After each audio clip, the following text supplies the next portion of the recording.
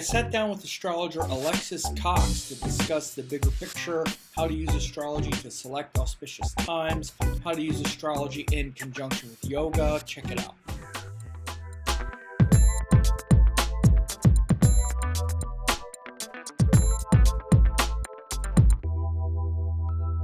Hey folks, welcome. This is Sam, and I'm with my friend and student Alexis Cox. Hi, Alexis. How are you? Very good. Thank you. Good. Welcome.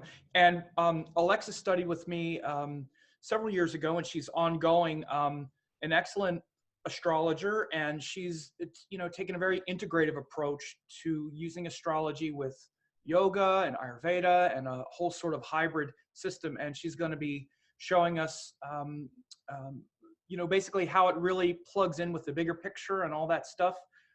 So Alexis, why don't you tell us anything you want, how you got started with Vedic astrology, where you're from, what you're doing these days? Sure. I'm a yoga teacher, actually. First and foremost, that's where I began my journey. And I started studying in India, actually, and kind of fell into a very blessed path of just finding a teacher one-to-one to study with in the Himalayas and kind of having this time for myself to just travel in India and learn from the people, the culture and everything. So that was where I first got that lightning bolt of awareness that this was something I wanted to do. This was a path I was following. This was something that was calling me. You just went right to India, huh? Boom, right. Yeah, it really was like that. I had something just came into my head and I was like, I got to quit my job and go to India. And I did. All so right. I gave it a month's notice, but I did. And I upheaved my whole life. I was in a relationship at the time and everything. And I just kind of made that change. So of course I can see in my chart where that. I was about to say, what was it in the chart? Was some Rahu Venus or some kind of? It was actually the end of my Jupiter dasha. So it was the very end of that dasha going into the Jupiter Rahu part. And I thought Rahu might be something. Major transits that were happening too. So it came, but I didn't know that till later. At the time, I was just sort of walking forward in this, Rahu-like way.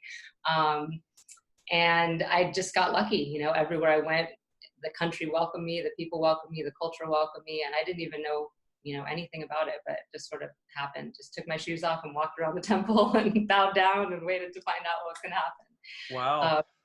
So that was kind of my initiation. I had practiced, hatha yoga in studios in Los Angeles for years, but that was more of a, exercise or power vinyasa, something like this. It wasn't really truly the practice. So I came away from that really having my own practice and knowing that I wanted to start teaching. And when I went to India my second time, I had another awakening of just that I really was a teacher and that was what I was going to pursue. So I came back and studied with several teachers in America after studying in India. And one of them was a Ayurvedic and yoga practitioner. So I was able to sort of see how these sciences work together, how Ayurveda complements yoga and how yoga poses should be done at certain times of day and this kind of thing, the timing that matters so much when you start to integrate these practices. At the time, I knew a decent amount about Western astrology. I was kind of like your Western lay astrologer that you see or hear every day on Facebook, giving you your update or your sun sign matching or whatever. And he invited a Vedic astrologer into that course for a day to do a little talk, and I was just immediately taken. I was like, oh, this is what I want to study. This is, it seemed like more of a science than the Western astrology. It just had, I don't know, something clicked inside of me and I knew I wanted to study it. So I did for a while find pieces on the internet, this, that, and the other. And then I stumbled across one of your videos and watched it and liked it and ordered one of your classes. And then I started studying and the rest was history. Yeah, you jumped right in. Yeah. I did. I really did. I remember. I think it was a relationship matching was the first class I took of yours. Yeah. And I had some pretty deep insights in that. Like it was you still sent CDs to people or DVDs, not to date myself, but there was a physical copy that came in the mail. I still would do that stuff, but the technology is done now. You can't do it. Oh, you know? Everything. Sending something, it's a good thing. Yeah, but I remember I remember later, I was like, because I was one of the first astrologers that was like, oh, your relationship life is not totally wrecked. You're going to get married and have kids or something. Because you had said that there was a lot where they were saying how your relationships were going to be so difficult, or you weren't going to have kids, or those kinds of things. Yeah, up, right? I did. I had, that was actually, interestingly, I had sort of already made the choice to study with you when I met the astrologer who told me basically that, yeah, I wouldn't be able to have kids if I didn't do it at the specific time. And I had not actually, I remember I had signed up for your class, but it hadn't started yet. So I hadn't actually learned anything beyond just whatever classes I had taken. So I felt like it wasn't right, but I also didn't have the knowledge, the tools to really know, you know. It's hard to see. It's pretty tricky. Yeah. It's a lot. And it's also a kind of astrology that a lot of people don't practice. They kind of do the surface version of it a lot. It's easier. And, you know, this person was famous and older and Indian. And so it was hard to totally negate what he said. So yeah, it changed a lot of things in my choices. And as the year progressed, after my first year, I already knew he was wrong, but the timing had been such that it was kind of at the end of that first year, that was when he started his fatalism for me. It was quick. It was a quick turnaround. I had to have a kid like that year, or the next one, or I was done. So yeah, it was interesting. But once I started studying, I realized how much these different practices integrate. In my yoga classes, I often start with telling people the astrology of the day. Yeah. And I integrate mythology. That's a big part of what I do. I use the Vedic mythology primarily, but also I lived in Hawaii for the past 5 years, and I used Hawaiian mythology too. So I share that and help people understand what's actually going on a deeper level while they're taking this asana class and doing these postures and stuff. Yeah. Are you connecting with like the nakshatra of the day? Are you looking at the current sun moon cycle? Like, for example, right now, as we're doing this in October 2019, we're finishing up the Virgo cycle. We're about to go into Libra because the sun is in Virgo. Is it that kind of thing, or? It's deeper than that, actually. It started off real simple. I started off, I think, right off the bat, just doing like nakshatra based, you know, or basic moon read for the day. But it got more complicated as time went on, because I just started to take in all the different energy of the day. When I would look at the muhurta for the class I was going to teach, I would see what was happening, and a story would come to me of just like, wow, this is really the message that people will most need today, or most resonate with today. And this is the style of, you know, postures that I can teach. So it became much, much deeper, especially as I had regular students. And when this was in Hawaii, I was teaching a regular class once a week that had the same people coming, and it was a rather large class. So I was really able to kind of pull that out. Wow, that's so important. Just real quick, people ask me all the time, you know, how can we align? Of course, they want a simple answer, like, so what kind of posture should I do, or what kind of this or that? And it's like, again, it's a simple sentence to ask, what should I do? But what you're explaining here, and it's what makes it hard, is that we don't know, because it's more important to align with the day and the energy of the day and the moment than it is to try to, in some ways, now again, they're different because each individual has a different prakriti and whatnot if you're working on one person. But in general, it's easy to wonder what's the best yoga to do today. But then when you start drilling down into it, there's so many subtle factors, but it's fantastic that you're doing that in your classes. It is, yeah. It's really, there are a lot of factors involved, and you can't meet each person in the class, for sure. I mean, if you're doing one-to-one teaching, that's a totally different story, but you can only meet the day, right? That's really and in some ways it makes it quite simple. This is why I've been doing those forecasts every day for about 10 years, where I break down the especially with the moon, you know, like the Rashi Nakshatra, the Tithi or whatnot, because this is at least the common energy that we're all sharing each day. Right. But not to interrupt, but just that it's fantastic that you're doing that in your yoga classes, though. Yeah, and people really, really resonated with it. You know, people come up and they're like, that spoke to me. And it's like, there's a reason. And that's the thing. The more you do the astrology, the more you know that you're right. You know, when I first started doing it, I would require some feedback, like, am I right? Right. You know, someone said something, but now I know if someone kind of says, no, I don't think that's true, I can see why they think that. Yeah. Where their, you know, 12th house energy is, or where they're clearly wrong. Let's just say it. where they just don't, they're not facing the truth themselves. They're just not facing reality. You know, they're living in their own little dream state about what is. So I think that helps a lot, that just, you know, just knowing that what you're saying is right. That's a great lesson. Again, I don't want to interrupt again, but one of the reasons why I even wanted to have you on here, because you were one from the very beginning who just really, you didn't just take the classes, you were using it, you started right away. And a lot of it is because you already had not just a practice, but you were already teaching yoga, already doing astrology, already doing like Ayurveda and integrative practices. So astrology came right in, and it was already part of a modality of healing and helping of other people. So it fit right in with that, and you started using it right away. And like I tell students all the time, you're never going to really trust what you've learned until you start using it. And at first you're just kind of going on faith, but then you get the feedback. And when the feedback comes back, then that's when the validation really starts to, work. And then you start to share more, and you then get confidence in what you're saying. So you don't get the confidence until you start sharing it, right? Right. That's true. Until you just do chart after chart after chart, So that's fantastic. Yeah.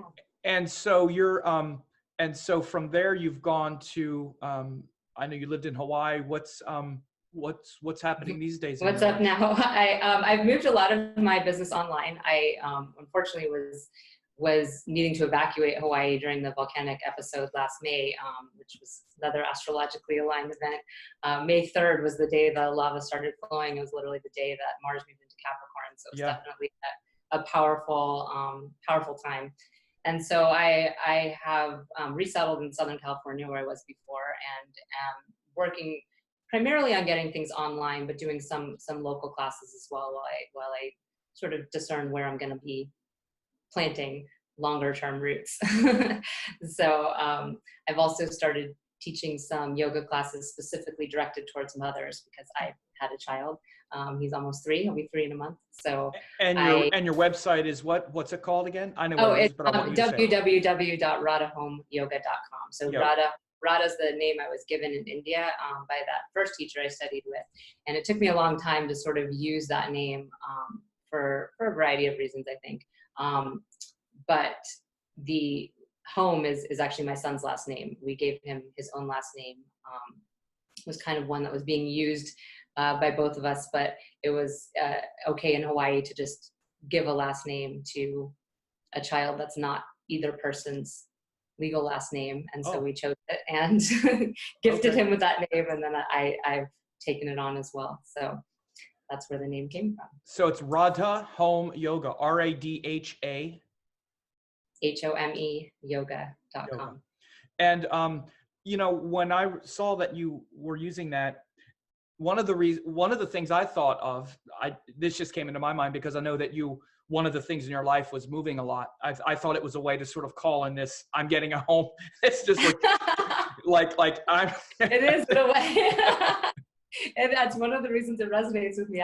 Sam knows I have Rahu in my 4th house. So it's for sure part of my my call, I'm sure, to the universe. Yeah. To plant some roots somehow. And I grew up that way. I was raised, we moved all the time. So it's been a constant in my life. And when I moved to Hawaii, I really thought I was planting some roots. So I was pretty surprised. Well, since I've known you, and my thing with you is I'm never sure where you are, whether you're here or there or whatever. So I thought that, so it is that kind of intentional thing as well that since I've known you, that's been a big issue of where am I going to be living, or living here or living there. And the child comes into your life and you literally name him home, which is kind of like the thing that, right? Exactly. Yeah. Cool. And so you also publish forecasts and stuff like that on your Facebook and other things like that.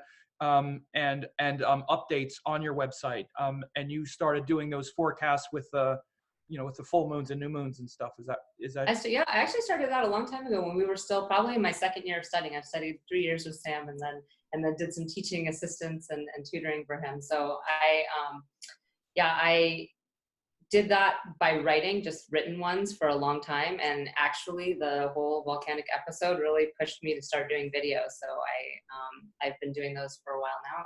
And every new moon, every full moon, and then sometimes in between. And I do free reports and things like that for major changes, like the eclipse axis coming up, the Jupiter shift into Sagittarius, and of course when Saturn goes into Capricorn. So these kind of bigger things.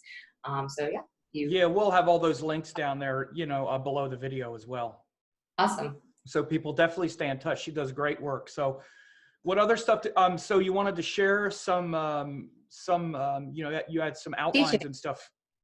Yeah, I wanted to share some thoughts. So one of the things that comes up for me a lot when I meet people and I'm doing readings, or even just talking to people in regular conversation when they're interested in astrology and maybe even know a little bit about it, there's this sort of concept of well, what's the point?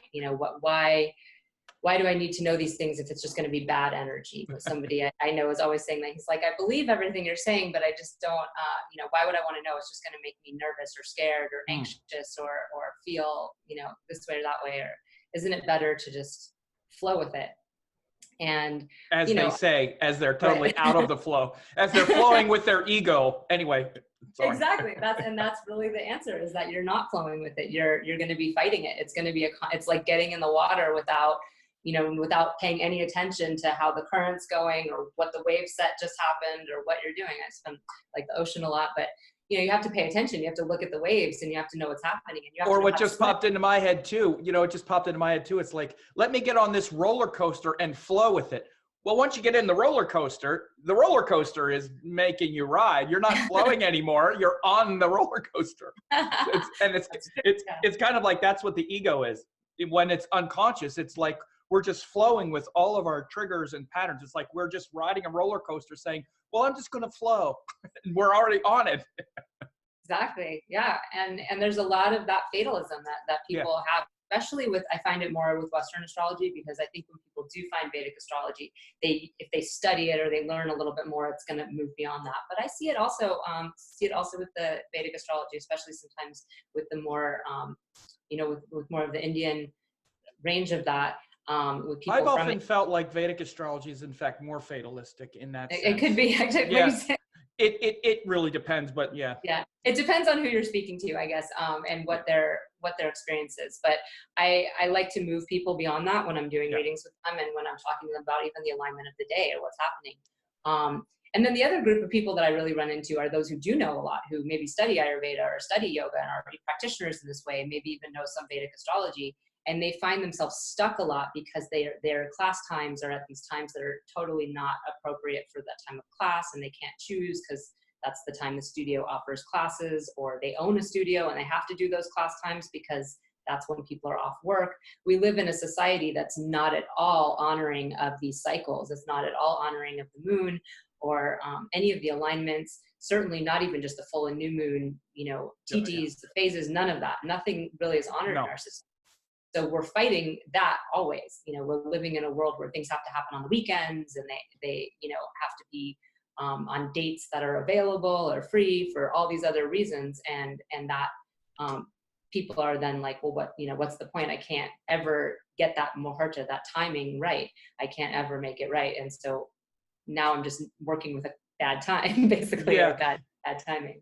And just real quick, our social calendar is very misaligned with the cosmic calendar. And I talk about this quite a bit. This is why the real calendar is more lunar, soli-lunar, which is the new moons and full moons and whatnot. Those are that's the soli-lunar cosmic calendar on Earth that we're supposed to be looking at.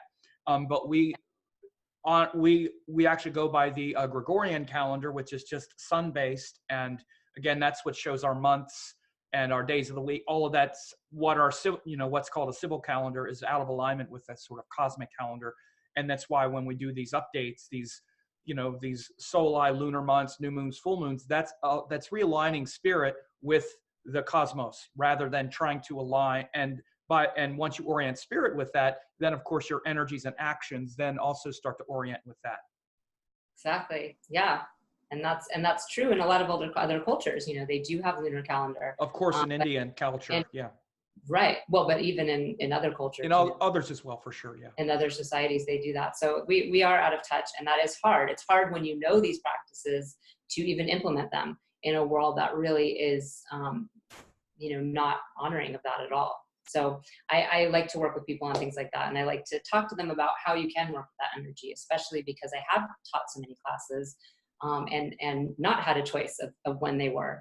And also having a child, I don't even have the choice sometimes of when I send up reports and things like that. I can find the perfect timing, but then, you know, something happens and I can't do it till an hour later and it's a terrible timing. So how do you work with these energies? What do you do? And Sam, you teach a lot about the better or worse with the Muhurta timing, which is an awesome concept because there is always a better time than a worse time, no matter what you're working with. But sometimes you don't even get that choice at all when you're teaching at a festival or you're doing a seminar or something, and they just give you the time and you don't get to choose, you know. So it's an interesting quandary for people who are tuned in. And then what you do, and that's just real quick, is what you find, even beyond the better or the worse, which is a very good concept for sure, is that if you have a choice, which you mostly do, especially with things that you can plan, then you just want to really see what's better or worse. Is it better or worse? But then whatever time you get to do anything, what the chart will show you is literally what's the energy going to be.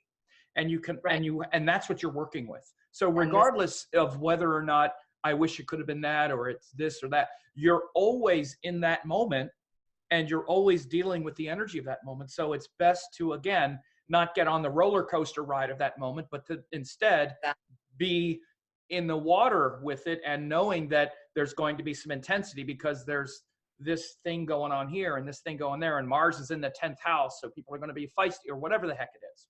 Mm-hmm. Exactly. And that's basically what I wanted to share today. Yeah. Is that concept, because it is always better to know.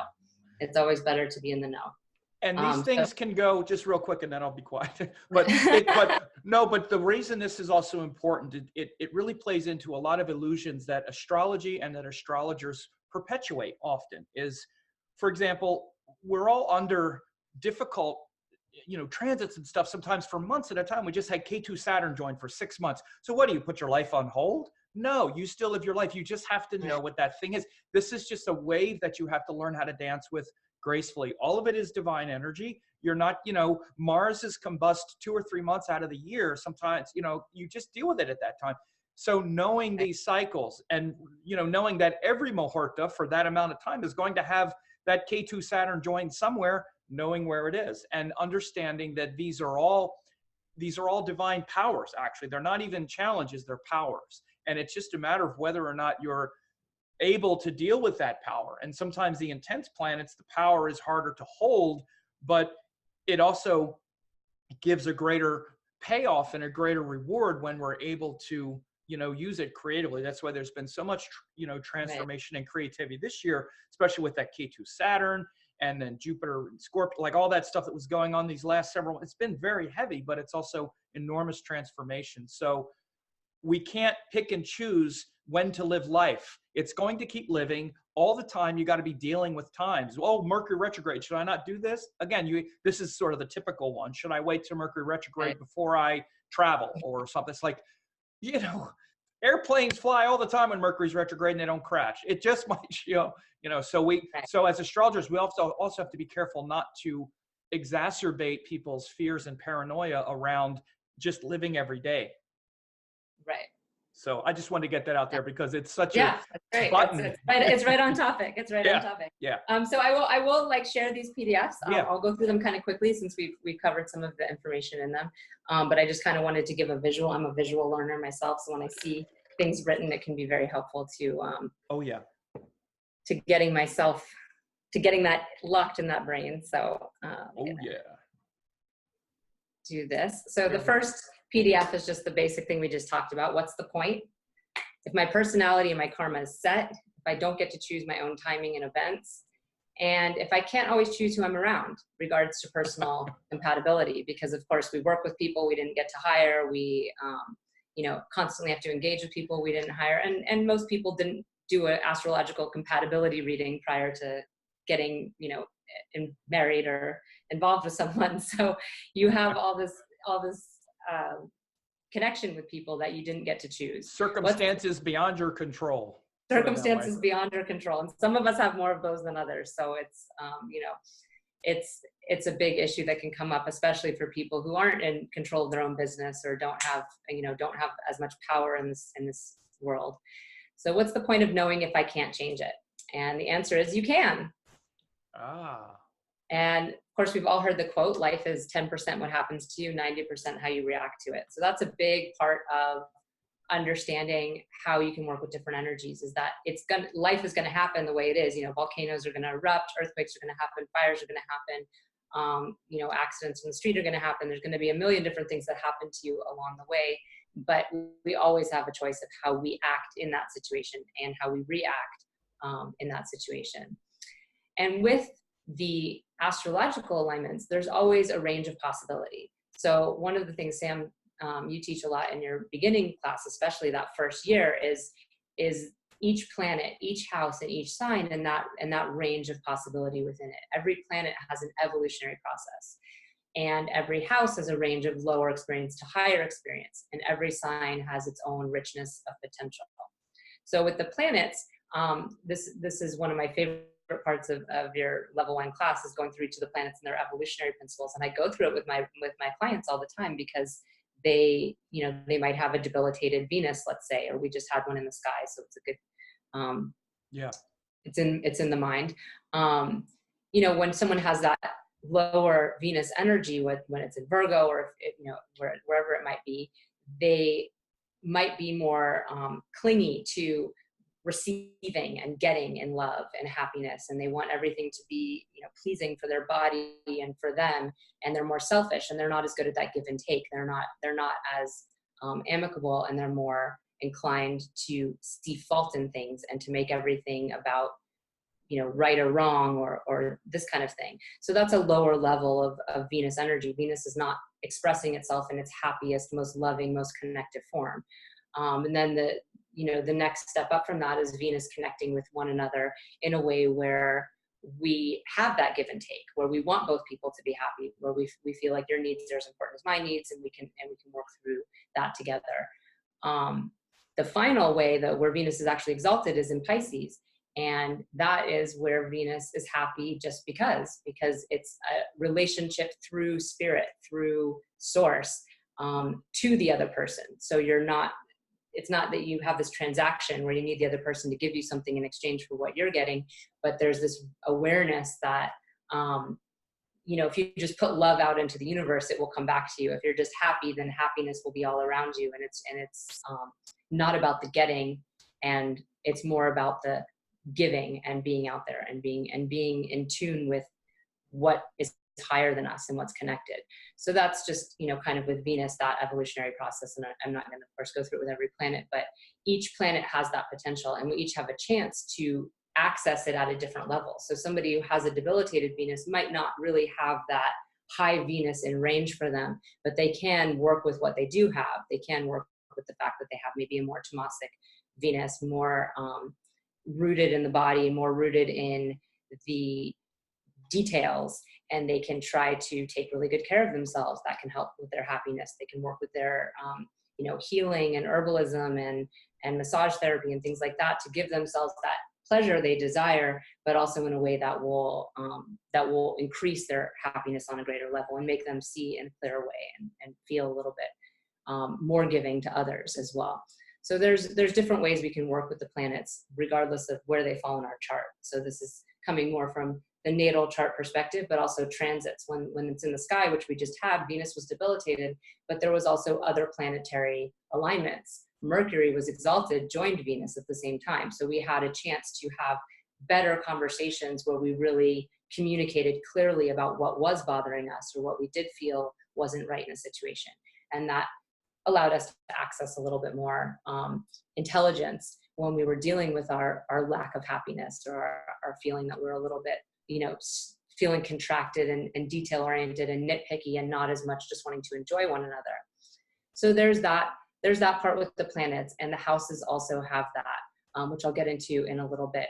Yeah, let me just absolute fantastic. And you're so well explained. You explain this so well, and I'm so happy to see how much you really took that, you know, from the course, this evolutionary process. I always make sure that people know that this is a person's karmic situation, regardless of the dignity of the planet or whatever. This is what they're going to be going through. These are all living forces within us.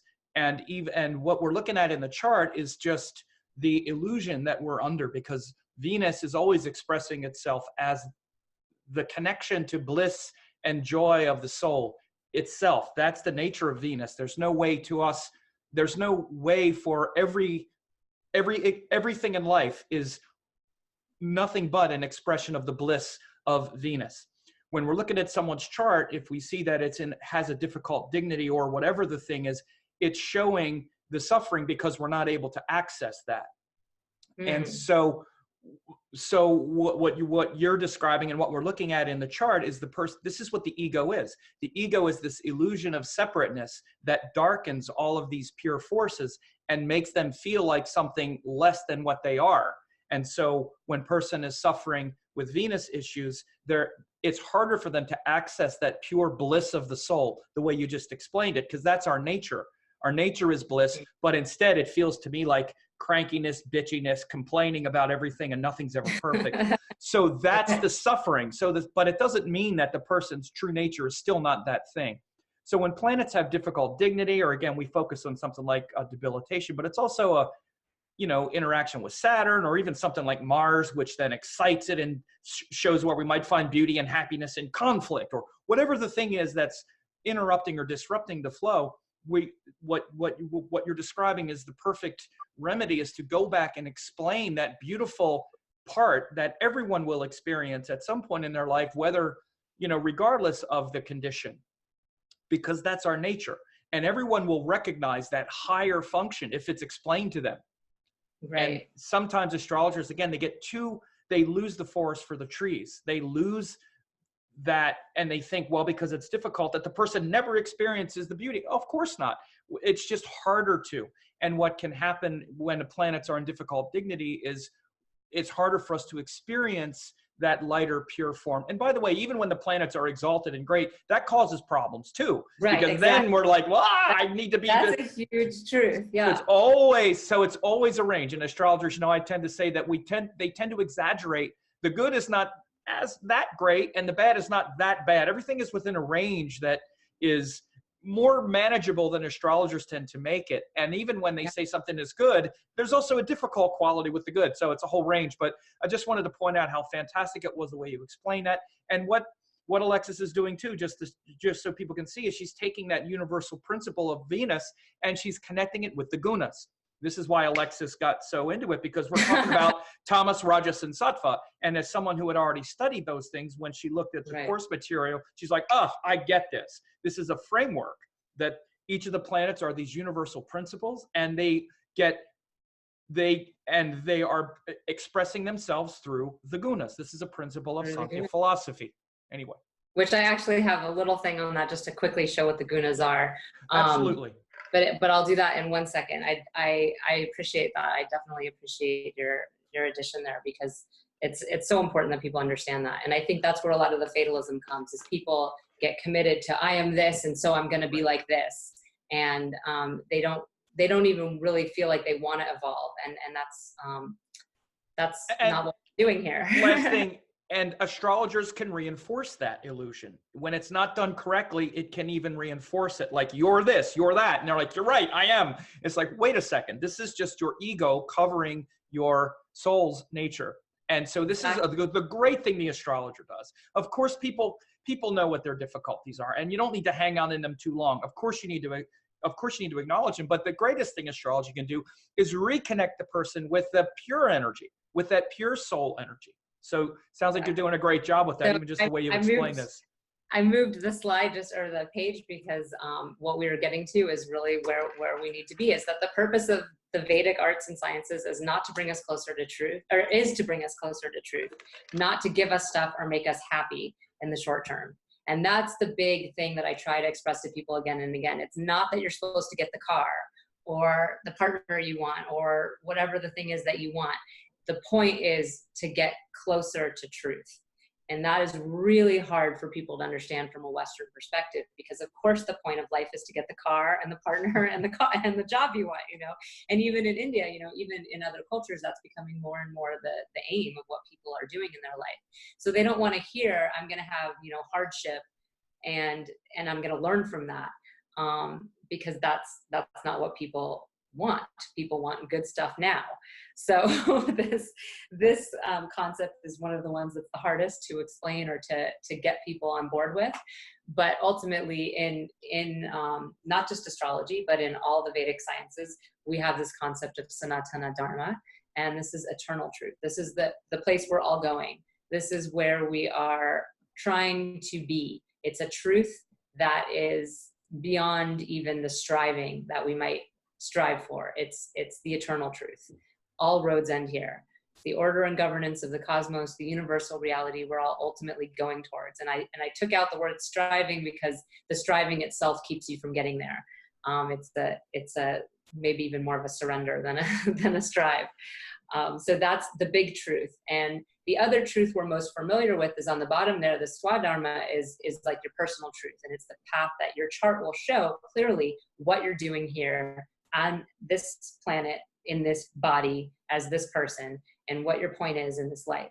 And that is very powerful for people to know and to be able to connect it to their greater, to the eternal truth. And maybe this life isn't about them necessarily getting that close to eternal truth, but their personal truth can at least be within, their life can be in integrity with their personal truth, at least. And that, I think, is one of the most powerful parts of the chart to show somebody, is just, this is what you're doing here. And I get so many people almost in tears, just like, oh, I knew my point was, to face fear and transform and whatever, somebody whose first lord is in the 8th house, or somebody who has sort of a difficult life path, it's happy for them to hear that validated in a way, that the point of their life is really this crazy thing that they've been dealing with their whole life, that's always seemed wrong or out of place or not right, because the path was supposed to be the car, the house, the job, and the partner. And it's like, no, your purpose is different than that. And I think that's where people really, really connect. Yeah, what you're saying is so important. I just want to say this really quick too. It's just fantastic to hear, because astrologers can often, again, and it's because we're trying to help, and it's because we can see what's right or what's highest or what's, one of my big things is always to get out of the judgment, because it's so easy to get into it, because we can see what the highest is. Well, if there's a highest, then there's a lowest, and we're not doing the highest, we're doing the lowest. It's very easy to get into this, but the best thing that astrologers can do, again, as well, is to give the person permission to be living the life they're living, rather than pathologizing every problem they have. Like, well, but it's not the highest, it's not the highest. Look, yes, we have to know what the highest is in order to know that we're not in alignment with it. And that's going to bring pain. When we're not in alliance with the highest, it does bring pain. But that doesn't mean that you pathologize the person or make them feel judged. You validate that, yes, you're living the life that you're meant to live. And here are the lessons behind it. That's the thing that people really want, even though they think they want the car. They actually want the lesson. They want to understand why they're here more than anything. Yeah. And they think it's something with a car. But again, a very skilled astrologer can weave those things together and show very clearly, here's why you're dealing with this, and look at how much you've learned, and to literally, as I said, give them permission to live the life they're living, and show it in a larger context. So what you're saying is just fantastic. I really love hearing that. Oh, good. Yeah, I feel like it's the most important thing that we do, really. So do I. Pretty much the most important part. So then you see the other dharmas there are not as we don't talk about them in our society, like Varna Dharma, the social truth, the duties, responsibilities, but they exist within some, different, they're not as clear cut as they are in India, but they're here in their own way. Varna literally means caste. It's also related to caste system. Exactly. Yeah. So we don't have that the set duties, but we have our own way of approaching that or avoiding it. And we have ashrama dharma, which is sort of the human truth, our experience that we're all having here as humans. So this is really important to understand if you're going to understand why we're looking at our charts to begin with. We're not looking at our charts to see, you know, if this year is going to be quote unquote good or whatever else. We're looking at our charts to understand what we're learning, why we are here in this body, in this form, on this, you know, in this time, and what our bigger, how can we connect to that bigger eternal truth? How can we eventually get there? So this is really important for natal charts specifically. I think people, you know, get really caught into that idea of the fixed stuff. And my experience, and I don't know if this is true for you too, Sam, but I'm guessing it really is because you're so precise in your readings.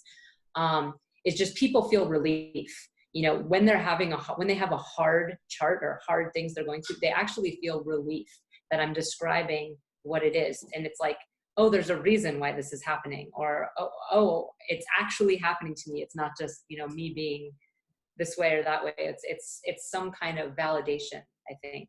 Yeah, it's like we said earlier, you're giving them permission to be making the mistakes they're making, and also saying they're not really mistakes, they're things you have to go through. And here's why. It's because this part of your nature, which is this, you know, divine force, let's say a Venus, like we talked about, this is your true nature, but you tend to experience it like this. So a lot of your life is working through that toward this higher state. Then you reconnect them with the higher state. It just puts these things into a higher context. That's true. Yeah. And so what you're saying is absolutely true. Yeah. So I just wanted to show the parts on the They're definitely relieved, like you said. Yes, they're relieved.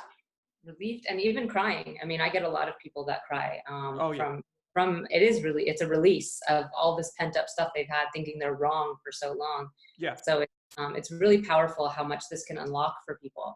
And the gunas I wanted to show, because we did discuss them earlier, are you know, important part of understanding astrology, yoga, everything. These are these ropes that tie us in this world, and we engage with them in different ways. So sattva is this, you know, high guna where we're spiritually motivated, we feel peace and harmony, and we're seeking wisdom. But it's still a guna, it's still a rope. It's not being enlightened. It's just working towards being enlightened. It's more on that path. Rajas is where we spend a lot of time, our movement, our engagement with others in the world. We go to job, we do this, we do that. We're running around accomplishing things, which is a big goal in our world. In the Western world is to be busy or do stuff, or you know, have a full calendar of stuff to do. And then tamas is more of that inertia, that lethargy. It's matter, it's form, it's what is densest, and it's where we feel our most dull and are least connected to the higher things. And so each of the planets have have potential, depending on the signs they're in, to go through this sort of tamasic energy, rajasic energy, and sattvic energy.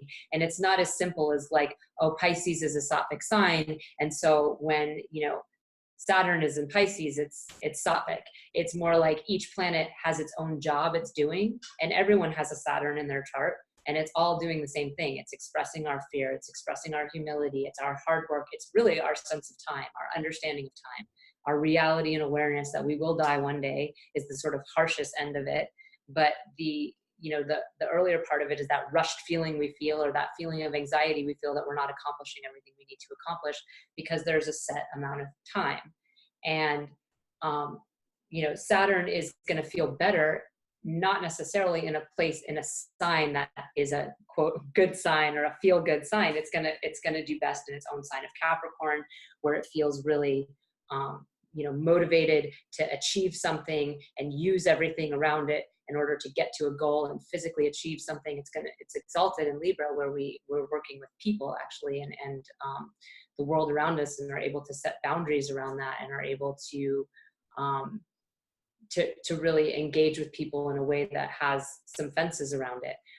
So there's that understanding as well. We all have these bad planets, and they don't necessarily, everything isn't better in certain signs. You know, people have like certain signs they don't like, or certain planets they don't like. We all have those. We all have that planet. We all have that sign, even if we don't have planets in that sign. It rules a house, and that's a really important thing for people to understand and to work with, because a lot of times I think people now have more freedom in terms of what their goals are in their life, but especially back in the day and even now, there's a lot of expectations that people have. For example, with women, a lot of women feel like they're supposed to have children at a certain age. And I personally know a lot of women that really don't want that. And they are now maybe more able to not have that. But you see time and time again in somebody's chart a way where maybe it's like that either isn't going to happen for them and they don't even want it. You know, you can see that it's not even something they want, and that it's just constantly a source of loss and disappointment and pain and suffering. Sometimes you see where it is something they really want, and unfortunately there's challenges around that. But understanding that part of it as well, just that, you know, people feel so attached to these ideas outside of them of what they're supposed to be proving to society. And maybe it's even worse now with the Facebook and the Instagram and showing everybody about your perfect life. They're, you know, disconnected from what the actual reality of not even just what's happening to them, but what they actually want and what they actually desire in this world. So this can help a lot. Yeah, and what those things are, what those things bring, because every planet, let's say, is a karaka. Like if we talk about something like children, of course, the karaka is Jupiter. There's a couple things that we want, you know, kids are a big thing, you know, work, you know, like accomplishment, you know, romance, happiness, relationships. And those karakas, those planets as karakas, produce that thing. And when that thing is in our life, then the planet is operating and teaching us its lesson. And so this is why that visceral form of the thing is so compelling. But what happens is after people get the thing, then they haven't learned the lesson yet. It's just they started to learn it. But again, this is why people get a sense of purpose and hope and inspiration and meaning with the appearance of a child. And that makes everything simple and clear. My life is on track now. Before I was some crazy hippie. This kid is here. Now, regardless, I know. About me? Oh, no, not you. Just kidding. No, but this kid is here. And now all of my crazy hippie life has to be, it's still, now it revolves around this purpose and this focus. And that is the Jupiter kind of beacon. And that is, and again, that tends to pull everything into focus. That includes a relationship and a this and that. Everything then gets focused around that higher meaning and purpose, because, and again, that higher meaning and purpose is Jupiter, and it still existed in the person, let's say, before the kid or before this other thing. And it's going to exist after the kid doesn't need that relentless focus anymore either. So often what happens is once a child grows up, and they're not needed anymore, that sort of relentless focus and purpose, then the person is at a crisis. Now what's my purpose? And frankly, especially women, because they derive so much of their purpose from raising their children, then what's my purpose? Now that I've raised the child, now what's inspiring me? Now what is the North Star in my life? And they have to find it again. I wind up doing this a lot in my readings, is reconnecting people to a sense of meaning and purpose when Jupiter stuff is waking up. And if they've had children, it's very easy to do. It's like, just like with your child, right? And so the thing is it's still Jupiter. This is why Jupiter is guru, because a great teacher has to be inspired by something bigger. And that's what guru is. Whether you have a child or not, that function of guru, as an example, is to give your life a sense of meaning and purpose that's bigger than just yourself. A child will naturally make it, but even after the child, you still have to find it. And that's why we find it in gurus and God or teachings. Right. I'm just saying this because the form that the karaka produces, just like a relationship. Okay, I want to be happy. All right, relationships aren't going to make you so happy. You have to find the bliss in yourself. So we get so addicted to the form that no matter what we're doing in a reading, we have to be alerting the person to the thing that the form is actually showing you, that in a way that you can't run from it, because forms tend to nail things into our biology. You know, a relationship nails the Venus thing into our biology through sex and another person, that we can't just then, it becomes very visceral because we're living through this form. The karaka produces a form, then we start to, you know, grow. But the karaka, the planet itself, is a divine force beyond the form. So just to add that. Yeah. And I think to take it a step further with that too, which is one of my favorite things about studying with you, is that we take it beyond the Karaka too, because I think a lot of astrology does stick really heavy into the land of the Karaka, Oh yeah. and the land of the planets and the signs and the houses and the house lords is such a big part of what we're looking at. It's even in some ways a bigger part, Yeah. because you see that somebody who has let's say, well, I could go back to the original example we used of me being told that I couldn't have a child until Jupiter was in Cancer, which Cancer is my third house. So that's really sloppy astrology, just looking at there's going to be more children in the world at that time. There's going to be more people getting pregnant because Jupiter's in Cancer. You can see how that could happen.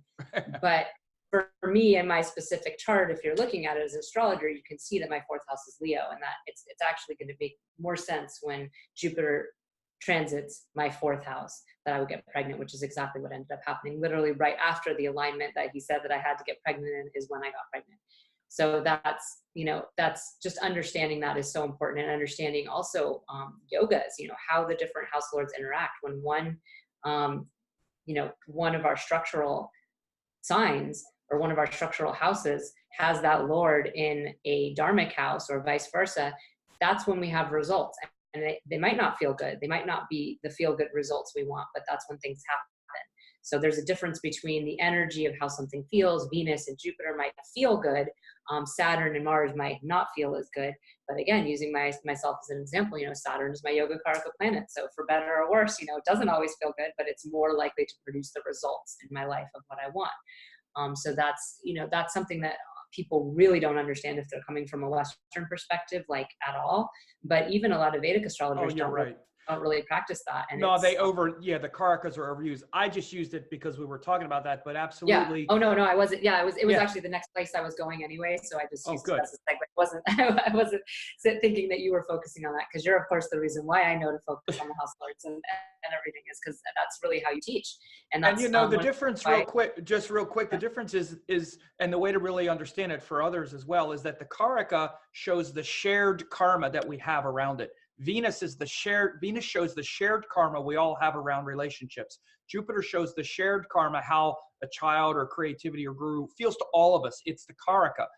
But the house ruler shows the individual expression that how each person is going to want to get some of that thing on their own. So for example, let's say for Virgo, Venus is still the Karaka, which means a Virgo person is still wanting to get the Venus stuff in a relationship. But now Jupiter is the seventh house ruler. So the specific relationship that they're going, and the specific way they're going to try to find the Venus thing is through a Jupiter kind of partner. So again, one of the simple exercises people can do is look at the struggle between the Karaka and the ruler, because many times it's a big thing, just in a general sense, right? Just in a general sense. It's often a problem, yeah. And that's just an archetype. That doesn't even then factor in what the Karaka is doing in the chart, or if the house ruler is if one or the other is actually producing a Raja yoga. So this also shows many different ways to answer a question. So someone that would look, and I don't remember your chart or why the person would say that. I think it was retrograde Jupiter or something like that in the natal chart. But I think I remember with you was that it was a dasha that came and it ruled the fifth house lord or something like that. And it was like, all of it, yes, it was all the same. Yeah. It was the transit of Jupiter and Leo at the same time as the Saturn dasha came, and Saturn was ruling by Nakshatra was ruling my fifth lord and everything. Yeah. But all that is very subtle stuff. That's again, it has to do with the rulers and what produce the karmas, which are the house rulers and Nakshatra lords and all that. So when you get down to really specific work, when you factor in more than one factor, then you can start doing nuanced work. So you're a great representation of being able to do this stuff really well. I teach it, and everybody can't follow, but you follow it really well and do it really well. So it's hard in a reading because you only have an hour or whatever to talk to somebody, and you have to cover a lot of ground. But if someone specifically asks a question about something like that, you can really go in deep on that subject. So I think that's important. And the last thing I want to say, kind of in this sort of realm of the natal chart thing, is the house evolution. That's another thing people don't really get a lot about. And it's really important to understand that each house represents a different part of our life. The first house kind of only has so much wiggle room. You know, we're our body, we're our personality. There's only so much, you know, on either end of that expansion we can get. We can evolve ourselves as a person, but it's going to stay that same thing. As the houses grow in number, they also grow in capacity to like range of what can happen in that house. So the sixth house being, let's say, the halfway point, the bottom end of it is kind of this Cinderella complex, is what I always call it, the sort of victim. You know, you have debts, you have enemies, you have illness, you're not feeling well, things are hard, life is a lot of work, and you know, you're not getting too much pleasure out of it. And then the highest end of that house is to really become in service, and usually related to something that you suffered around earlier, but you start to evolve it into service, and you serve others who had those same illness that you had, or those same financial troubles, or whatever it is that you went through. So that sixth house then starts to expand a lot more. And then if we jump to the end, because I'm not going to go through all the houses, if you jump to the very end, the 12th house has the widest expansion. And that's really where we see total just abandonment of presence and life, where we see just addicts and people who are really not paying attention and not present in this world, and really want to escape and feel a lot of disappointment and loss and suffering, to the higher end of that house, where it's, you know, enlightened beings stepping out of their body into pure moksha, into pure freedom. So it's the widest range. And there's, of course, a lot in between. There's you know, feeling addictive towards healthier things. You know, people I've never thought about it like that. That's incredible insight. I've never thought about the narrow, like how how the, I wouldn't say the range of possibilities expand.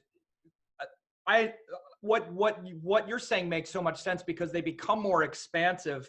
The evolutionary processes are just as transformative, I would say, just maybe as a caveat, that it's just as like, for example, the first house is literally the matrix of the self and the identity. The second house is, so all of them are equally as transformative. But I think what you're saying is that each become like the width and the range of and like the range and complexity of energy starts to magnify and get more complex as the houses develop.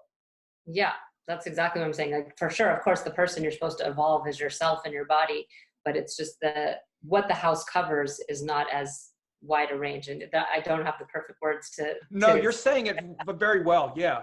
I think that's what I'm saying. So then there's also, you know, in the 12th house, you have that potential to access like meditation and stuff like that before you become an enlightened being, you know, or even moving somewhere where there's less hustle and bustle, and being in a forest or something where you have more access to nature and more access to peace.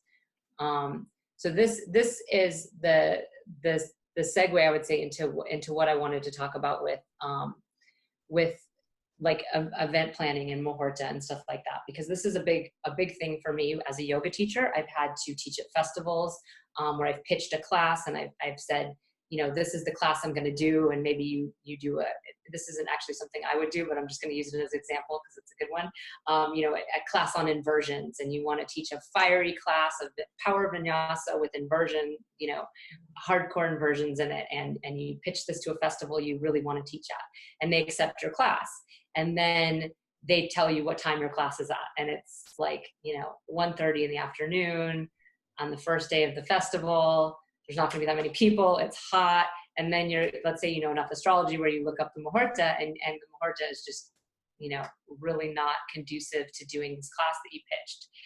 And I'm going to show it in a second, but you can't, and this is actually an actual class time at an actual festival that I chose, but that wasn't the class that was at that time, but I just came up with the time. And the idea is that you can't change your class. You can't, it's not like your weekly class where you can be like, today I'll teach a more mellow flow or something like that. You know, you can't change it. This is what you have to do. You pitch this fiery class, and the class is in the desert. It's in the middle of the day. There's a windstorm, and there's no walls for your inversions. And so you're just stuck. Sounds like me at Bhakti Fest much of the time. That's the date. The date I use is actually from Bhakti Fest. So I'm going to Oh, is it? Yeah, because I was there, I knew that the timing leading into the new moon was kind of a little bit of a rough one for those first couple days of the class. Of course, you weren't teaching in inversions. I know that.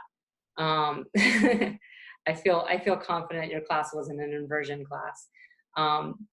But this is a date I chose from the Friday of the first day of Bhakti Fest, because of course I always look like you do, I'm sure, look at the muhurta like, oh, this festival is kind of at a strange time. You know, it's like leading into the new moon, so the days Saturday and Sunday are going to be a little bit, you know, happier, or a little bit more easy to get people engaged.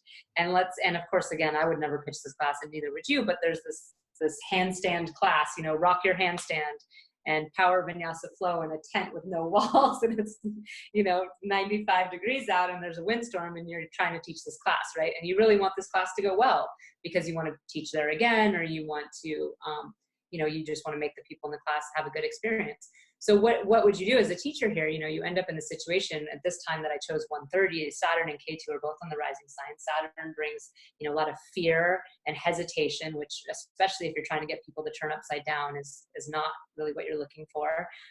You know, Ketu kind of withdraws people, so they're not even showing up for your class anyway. And if they do, they're kind of not, you know, not really engaged, not present. The ruling planet is in the 12th house, where you're more spaced out, you're feeling, again, less present with the details, not, you know, so first of all, not a lot of people are coming to your class is the first problem you have.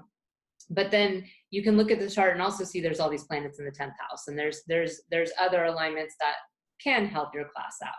So if you're the teacher and you do know enough about astrology to take a minute and look at your, you know, look at what's going on, the way that you can deal with this situation, since you can't actually change the class itself, is you can make choices to access, say, that 12th house energy, that sort of K2 on the rising sign energy, and that ruling planet in the 12th house, where you maybe start off with a meditation. Even though you're going to, you know, rock out this power class, you can still start by connecting people in to the room, to yourself, to the space, and to spirit, you know, to their connection to themselves, because ultimately you're going to need them as focused as you're going to be able to get them in order to do what you're going to do.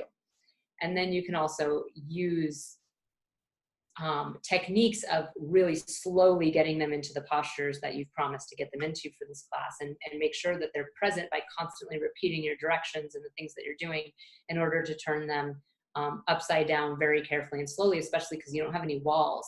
And so people aren't going to be able to just, you know, launch themselves lean up against the wall. Yeah. Right.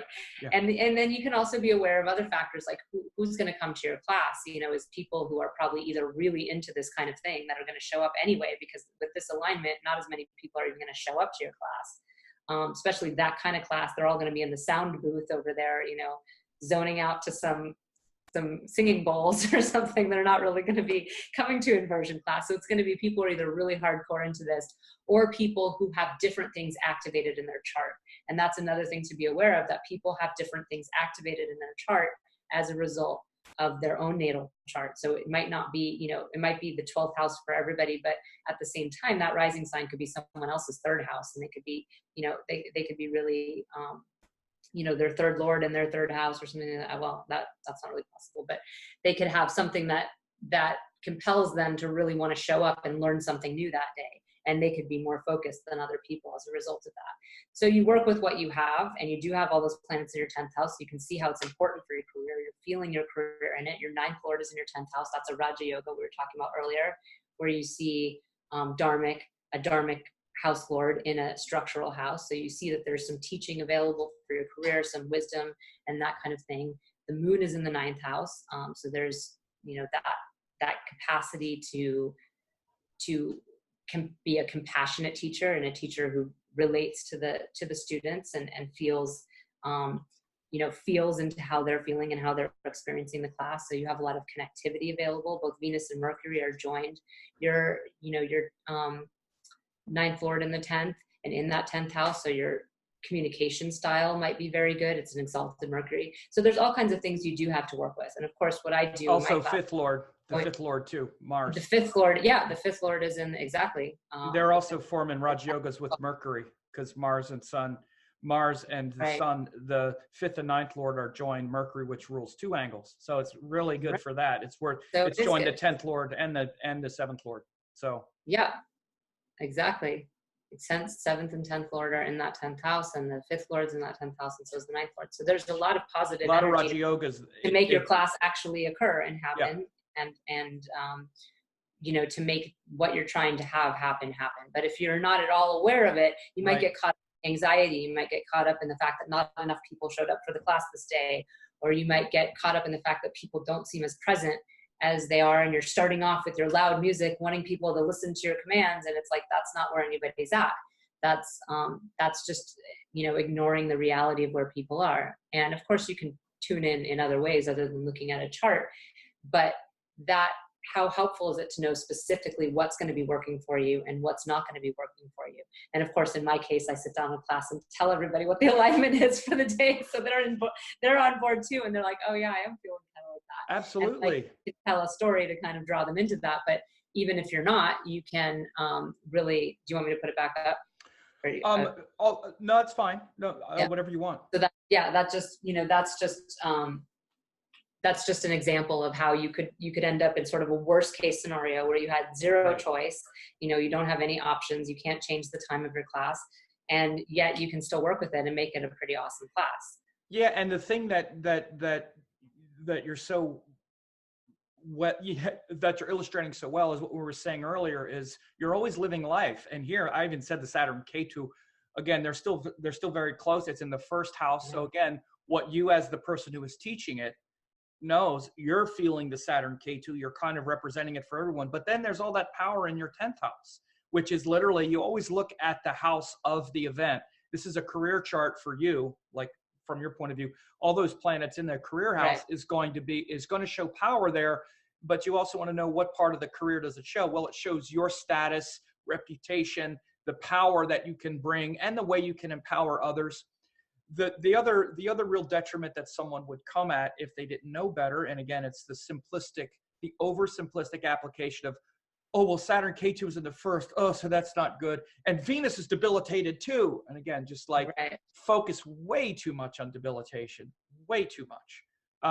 In that kind of example, it's almost, especially when it's, I believe it was still combust, it's being dominated by all those Raja Yogas in the 10th house. It's almost just forget that part of it, you know, to some extent. And so again, I'm sorry, go ahead. Especially for that kind of class, you know, it's big of an issue if it's the class is a more of a Mars type class anyway, and the precision of speech that Mercury is providing is going to be much more important than and I was also going to say the precision of all those planets in Virgo. You can tap into what is the energy of this moment. The energy of this moment is, first of all, it's a Sagittarius ascendant, which is still inspiring. It's still, okay, we're here to learn something, because that is the nature of the sign. Saturn and K2 are there, so that's going to be serious. It's good for serious students.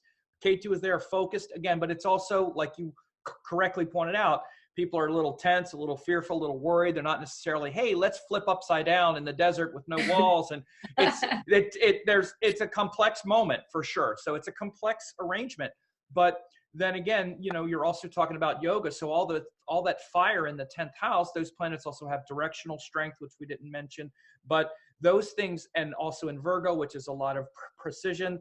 As you say, the moon in the 9th house, they're going to be very open. You always look to where the moon is to see what's the feeling going on. Okay, they're ready to be inspired. Their heart is ready, because the moon is the heart.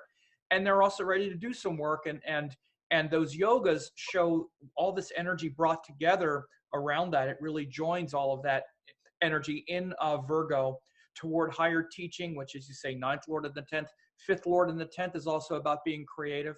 And so you now understand the moment rather than judge it, because we get into judgment, good or bad, oh my God, blah blah blah, and rather than understanding it and comprehending it, and then, you know, hopefully giving voice to it.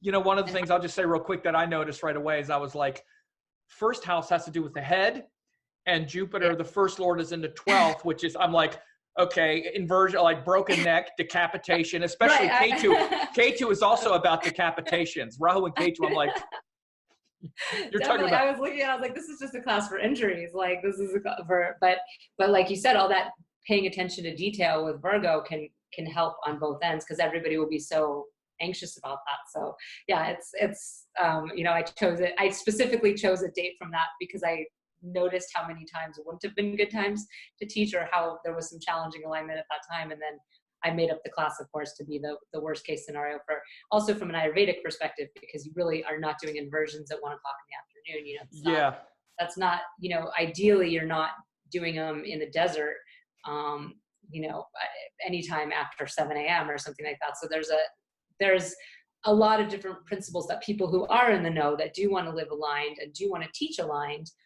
struggle with, you know, and that's the dramatic example. But there's, of course, just regular classes, power hour at 1 o'clock or whatever, you know, different class you might get thrown at your studio.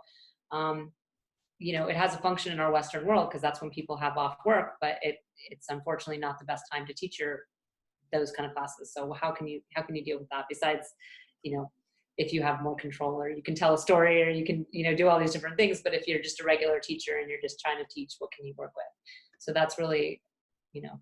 And this usage of muhurta and auspicious timing, you know, it's one of the first skills I ever learned. It's one of the things that I was really interested in, not just to be successful or whatever, but it's because I started noticing. I mean, it's one of the first things I started paying attention to, was when things would happen, you know, like obsessive about looking at the chart. Whenever anything would happen, I would look, and I started to see the moment in like everything that I would pay attention to. And again, that has nothing to do, that didn't even have anything to do with my chart. Again, we're so focused and obsessed on our own natal chart. This is one of the things why I always tell students, stop looking at your chart, like start watching the sky a lot and noticing what's happening and when, and how universal karma is. Most of the karma we share, it's universal, because we're all under the same universe. We're all, you know, held in, you know, we're all being grabbed by the same planets, the same energies. We focus on our own unique version of the illusion, but they're all the same, really. They're all different kind of variations on a theme. But certainly what you're doing here, which is just noticing these moments and these muhurtas, it just gives enormous insight, not into, you know, not just into life and into astrology, but also it's a great skill to have, because then when you do have the opportunity to plan something, which we have opportunities to plan all kinds of things, even within a day. Like even when I'm going to send out an email or I'm going to do something, I always look, because I can always find something. Like you said, my first big principle is better than worse. Is it better? Is it better now, or is it better if I wait 10 minutes or an hour? And what's the trade-offs there? If I can always, I'm always doing things at a time that's better than worse.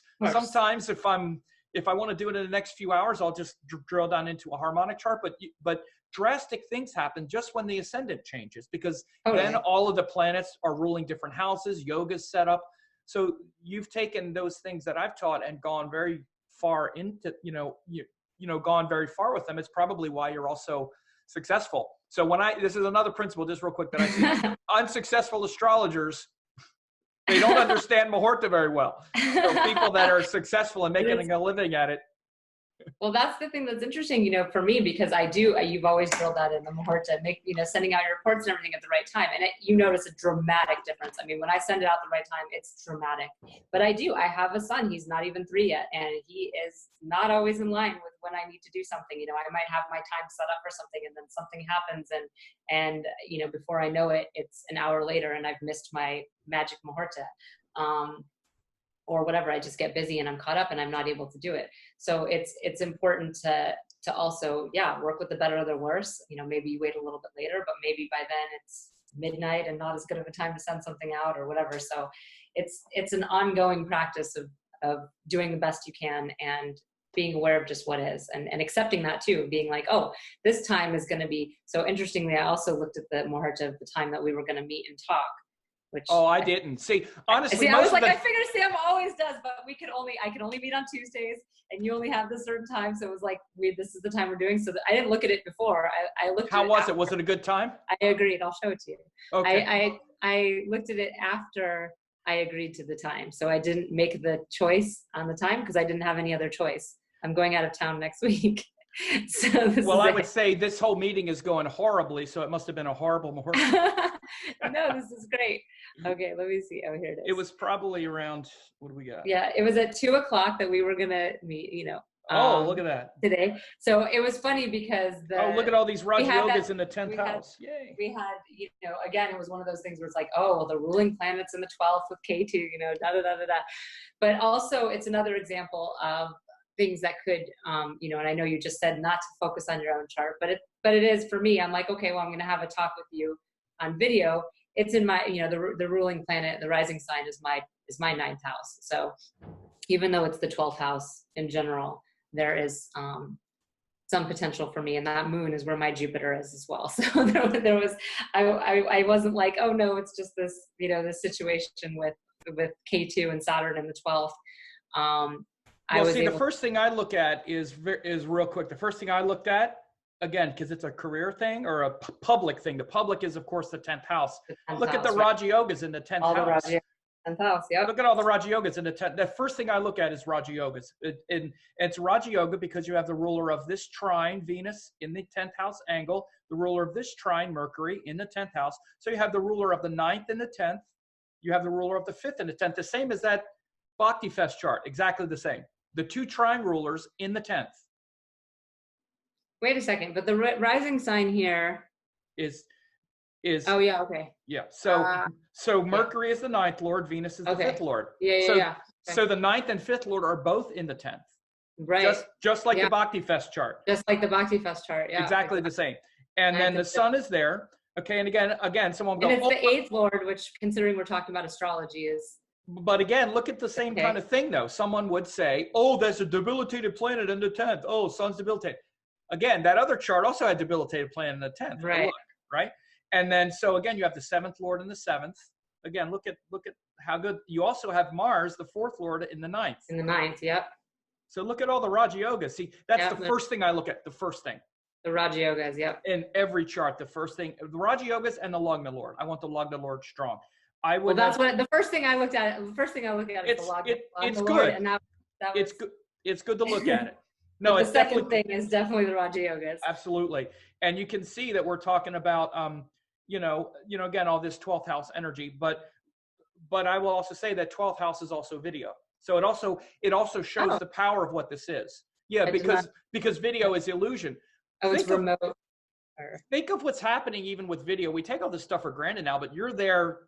I don't know where you are, somewhere on the other end of my screen is all it is to me, but we're totally in our own world. There's like a disconnect, but a connect, like especially this kind of thing, very 12th house, very kind of not sharing the same local space, which is first house. First house is the same local space. 12th house now, and especially video, which is a lot of illusion, live video by remote thing, very 12th house. Okay, that's awesome. And same way with K2. So it also shows it also shows a lot of power of 12th house because Saturn is the Karaka of 12th and so is K2. Right. So. Yeah, K2 in the 12th and Saturn in the 12th, it could definitely be worse. Gives some power of, us finding that ancient. And it's also where my intimidation was destroyed. My intimidating nature disappeared. It just Well, Alexis, it's been great talking to you. Very good. And I'm glad the Muhurta worked out. One thing I was about to say too about this is after a while, you just things kind of line up and kind of work out. So because you're such a good student and I've been meaning to do this and I didn't even look at the Muhurta. The universe always takes care of those who take care of it, so to speak. Right. So, the more you're in the flow, the more you're in the flow. And so give us your contact info again. I'll have links below the video, but just so people can also see. It's www.radhahomeyoga.com. So RADHAHOME yoga YOGA.com, and you can go on there and get some forecasts. You can contact me directly through that website as well, and see what's happening. We got a new moon coming right up, so there'll be a new forecast coming up in just a couple of days. And as you can see, she, Alexis does excellent readings, and people ask me for readings all the time and stuff, and I do them sometime, but you'd be very well served to get a reading from Alexis as well. Highly recommend, as you can see why. And it's been great. Maybe we'll have you on some other time. And thank you so much.